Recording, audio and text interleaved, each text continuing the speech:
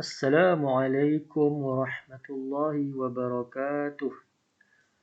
Alhamdulillah, aku baru selesai tengok cerita Mat Kilau yang mana cerita itu yang tengah hangat sekarang, yang mana adalah cerita Melayu yang sedang ditayangkan dan baru keluar kemarin. Aku beli tiket kemarin pada tayangan awal 10.30 pagi di Aman Sentral Alustar. Aku straight to the point.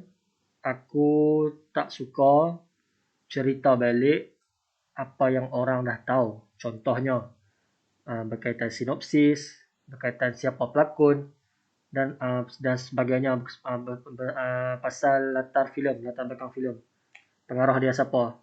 Itu semua orang dah tahu.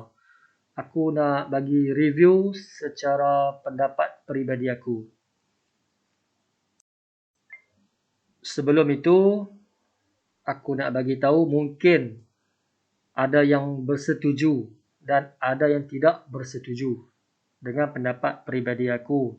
Disebabkan aku tengok rata-rata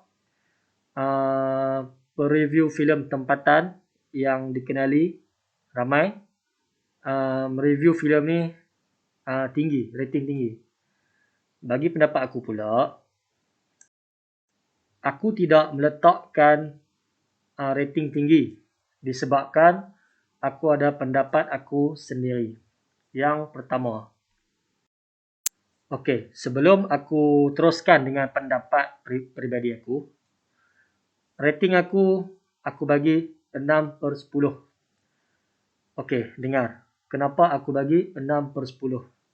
Okey, aku sangat excited. Sebelum aku beli tiket, malam tu aku tengok trailer balik. Aku tengok temu bual pasal filem ni kan. Temu bual antara pelakon dengan pengarah. So, aku jadi excited benda tu dan aku tak sabar nak tengok pada keesokan hari. Pagi tu aku terus beli tiket. Aku tak beli online, aku beli secara cash di sana. Aku beli dan aku memang excited dan expectation aku sangat tinggi untuk filem ni. Dengan berdasarkan hype-hype sebelum-sebelum ni kan. Nampak filem ni orang apa marketing kuat dan orang hype filem-filem ni antara filem yang hebat. So aku sangat excited dan expectation aku sangat tinggi. Okey, minit pertama terus dipersembahkan satu scene yang membuatkan kita rasa wow. Jadi orang kata apa? Jadi excited. Jadi dipersembahkan scene yang membuatkan kita tidak boleh pejam mata.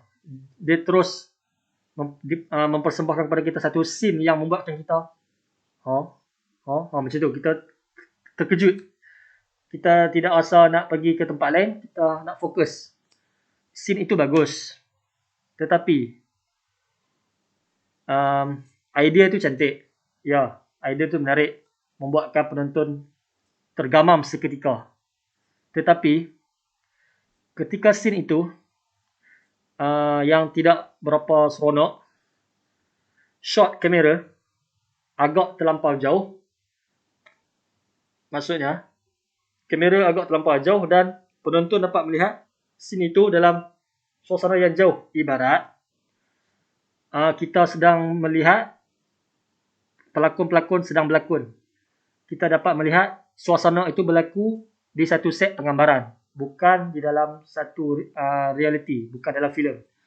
Itu yang bagi aku, pendapat aku tidak berapa seronok apabila aku sebagai penonton melihat situasi itu, situasi yang agak kelam kabut, agak satu elemen yang wow ya.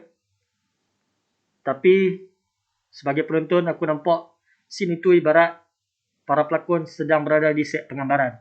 Itu tidak berapa seronok. Itu yang pertama. Yang kedua, ketika itu kita dapat melihat ketika scene itu kita dapat melihat pelakon-pelakon, antaranya banyak watak tambahan. dan ada juga watak pembantu. Tetapi apa yang aku nak highlight di sini, minit pertama itu dah nampak para pelakon tidak menjiwai watak sepenuhnya. Maksud aku di sini, minit pertama itu adalah satu, orang cakap first impression, untuk kita melihat lebih lagi dalam filem. Tapi tidak apa, aku teruskan menonton, aku tidak terus judge macam tu. Aku teruskan melihat sampai habis. Malangnya minit pertama itu penonton tidak dapat hayati sepenuhnya watak yang diberikan. Ibarat aku melihat orang yang sebenar. Contoh, Fatah Amin, aku melihat Fatah Amin di dalam filem. Beto Kushairi, aku melihat Beto Kushairi di dalam filem. Bukan watak. Sorry, spoiler sikit. Tidak spoiler. Hanya memperkenalkan watak. Fatah Amin berlakon sebagai Awang. Aku tidak nampak pada minit permulaan, pada minit awal filem, Awang di dalam filem. Yang aku nampak adalah Fatah Amin di dalam filem, Beto Kushairi di dalam filem. Dan ada lagi pelakon-pelakon lain, antaranya veteran, Datuk Jalaluddin Hassan, Datuk Ahmad Tarmimi Siregar. Minta maaf, ramai sangat pelakon veteran di dalam ni, pelakon lama. Tetapi tidak menunjukkan mereka terus menjiwai watak. Aku melihat seolah-olah mereka di dalam itu, bukan watak yang dilakonkan di dalam untuk minat awal filem. Itu yang bagi aku tidak berapa seronok.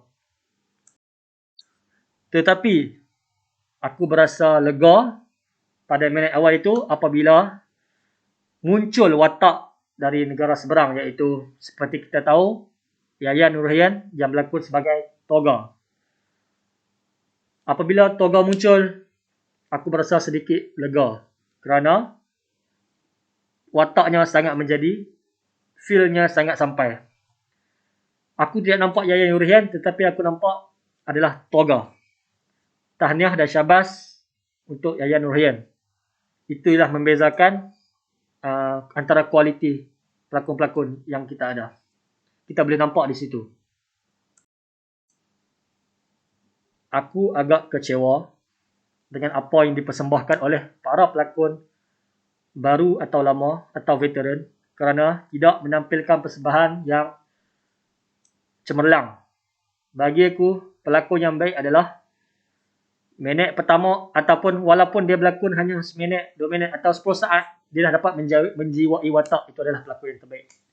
Tapi sayangnya, pelakon yang ada nama, baru atau lama atau veteran, tidak menampilkan persembahan yang memuaskan untuk minit pertama.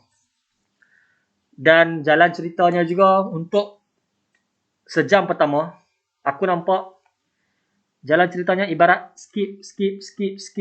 Dia tidak ada satu kesinambungan. Dia ada kesinambungan, tetapi dia tidak smooth. Perjalanannya tidak smooth, dia ibarat skip. Dia terus skip, dia tak cerita panjang, dia just skip. Lepas tu frame seterusnya skip.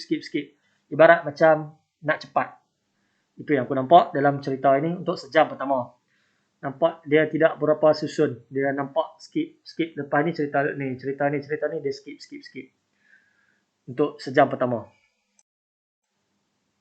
Hatiku berasa sedikit seronok apabila sejam pertama itu, ya, aku tahu aku telah dipersembahkan oleh para pelakon yang terkenal, yang ada nama, yang umum masyarakat Malaysia sebut nama mereka ini adalah pelakon terbaik. Tetapi apabila sejam pertama dalam filem ini, mereka tidak menampilkan persembahan yang memuaskan.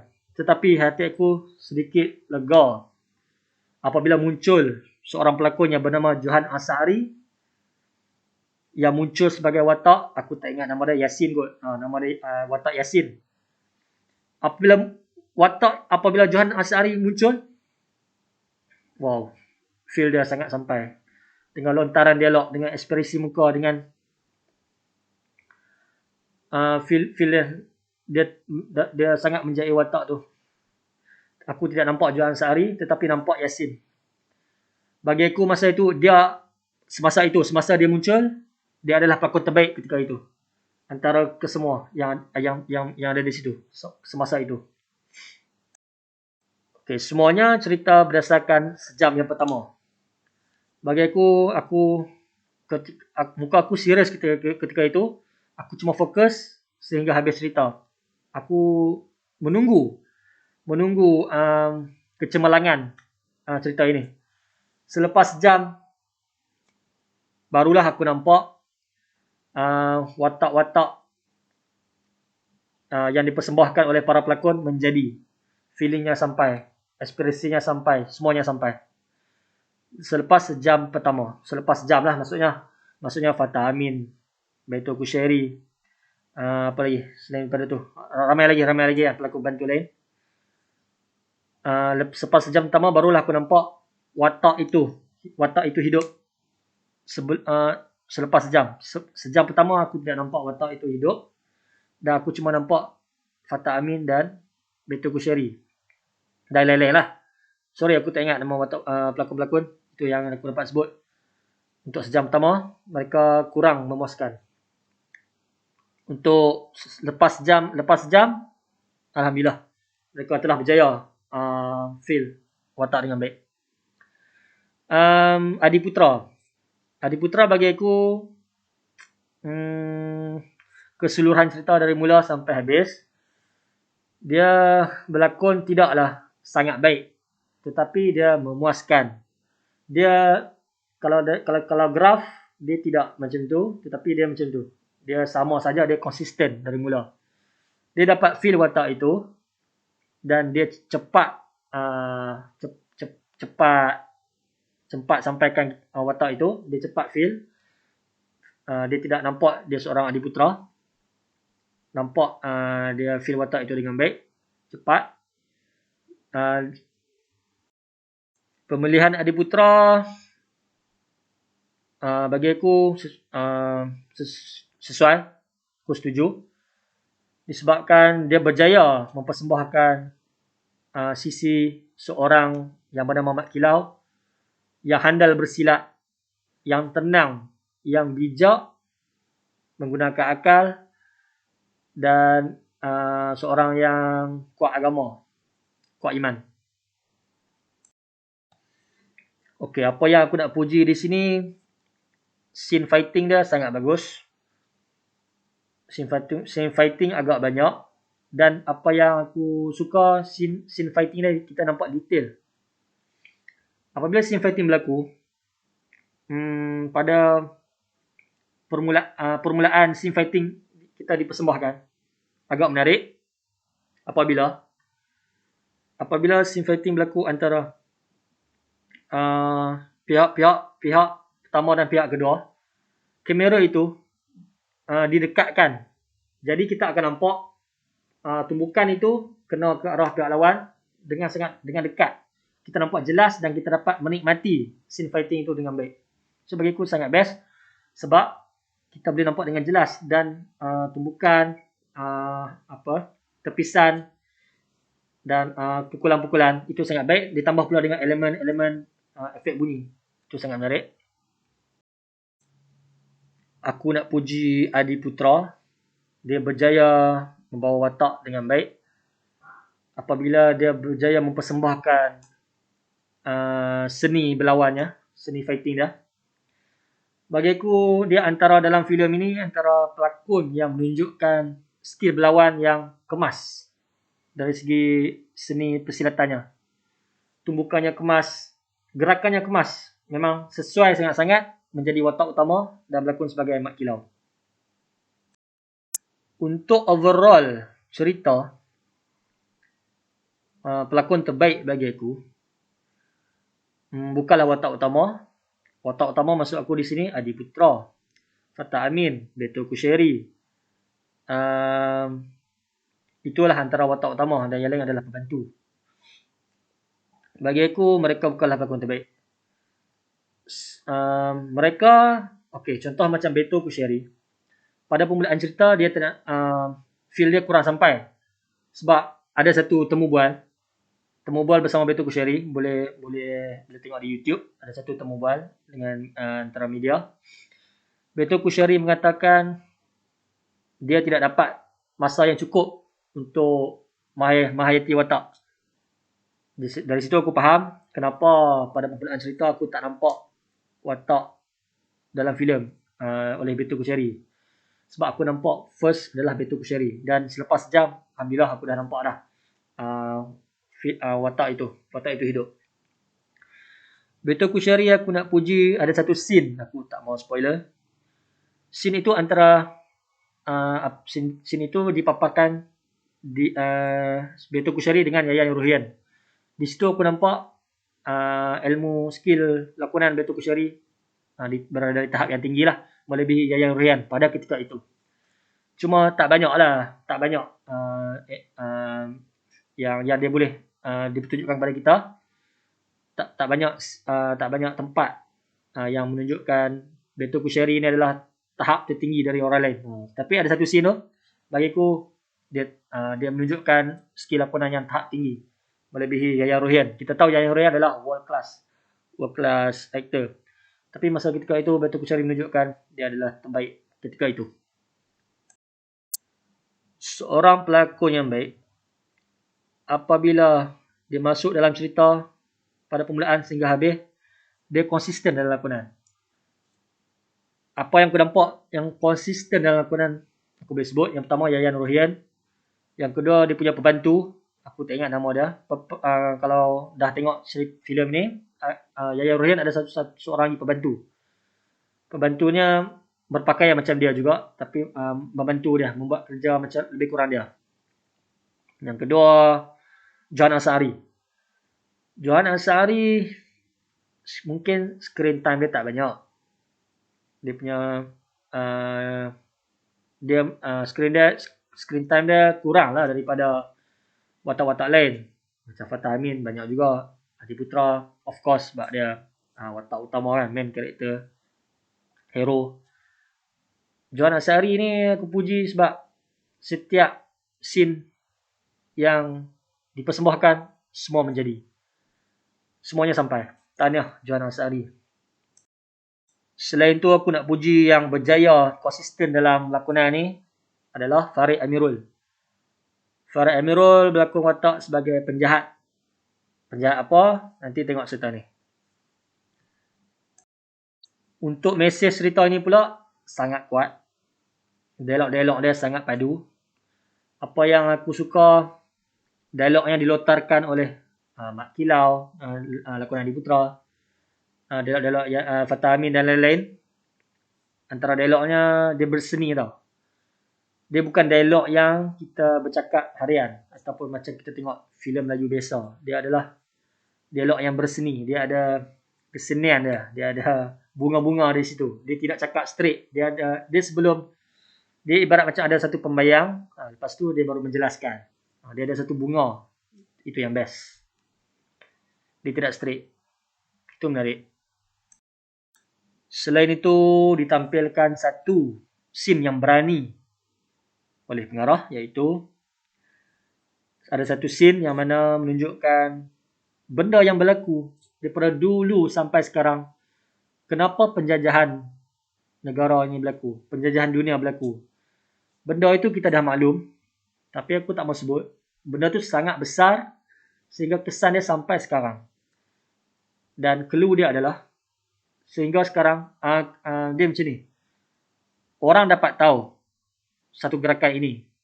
Tetapi orang tidak tahu macam mana nak melawan mereka. Itu clue dah. Dan benda ni ditunjukkan dalam filem ni. Bagi aku sangat berani sebab bukan setakat dipersembahkan secara kasar macam tu. Tapi dipersembahkan dengan simbol-simbol. So untuk orang yang tahu benda ni, dia akan faham apa yang ingin disampaikan oleh pengarah. Untuk semangat, siapa yang tengok filem ni, dia akan lebih merasa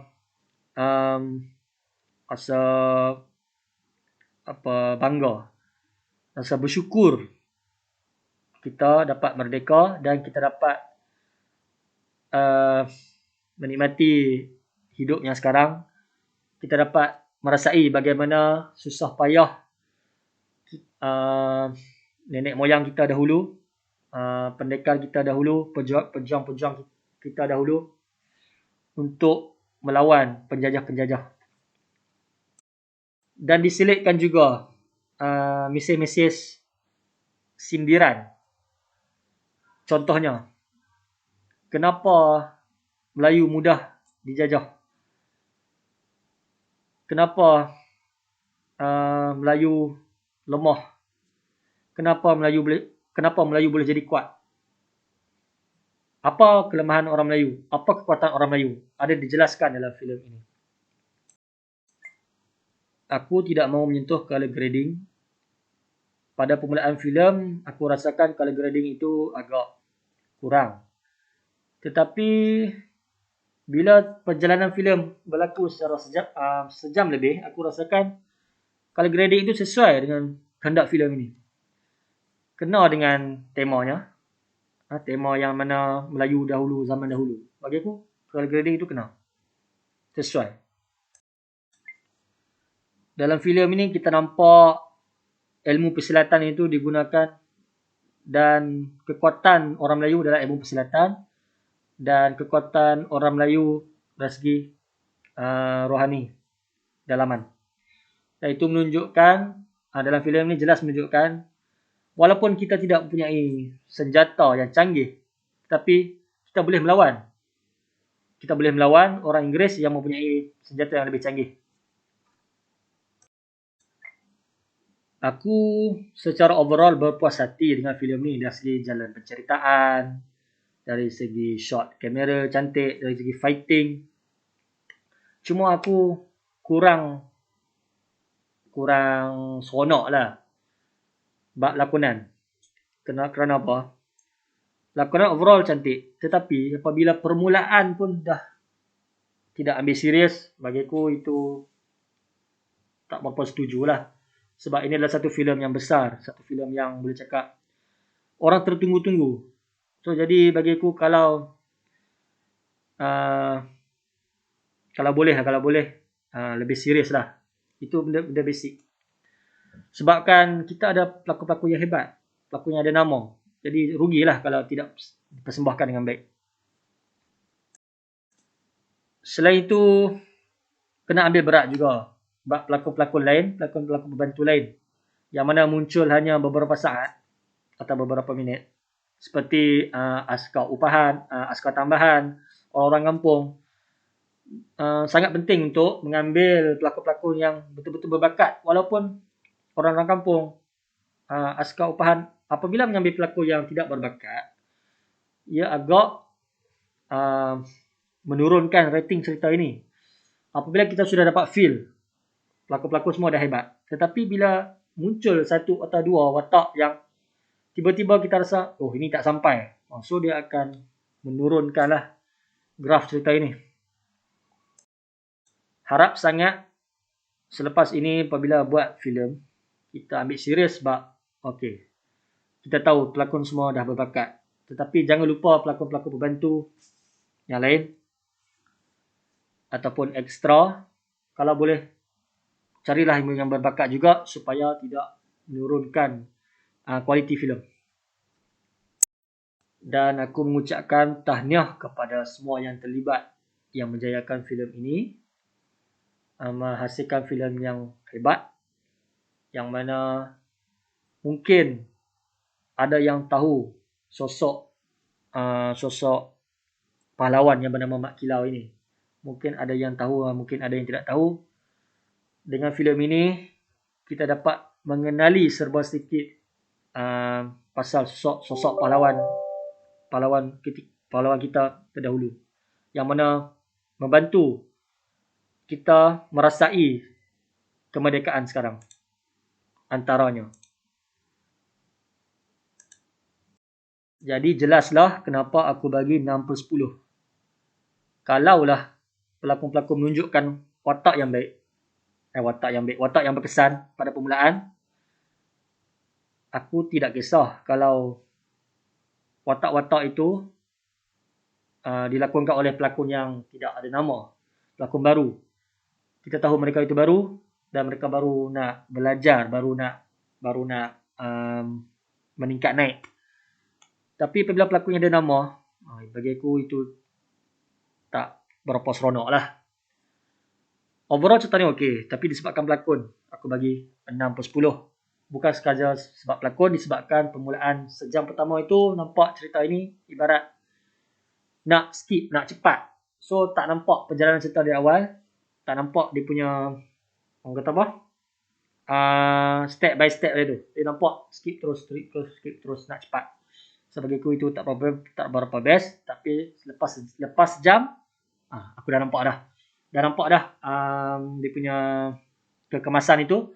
Dari segi pelakon pun dah dapat feel, dah nampak hidup dah watak-watak, dan perjalanan pun dah nampak smooth. Terbaik. So disebab itulah aku bagi 6/10. Apa-apa overall, terbaik. Sekian itu saja review aku untuk filem Mat Kilau, yang mana review itu adalah pendapat peribadi aku sendiri. Dan terima kasih kerana menonton. Dan kalau korang suka dengan review aku, boleh like, boleh share dan boleh subscribe, dan boleh komen di bawah untuk aku review filem yang seterusnya. Terima kasih. Assalamualaikum.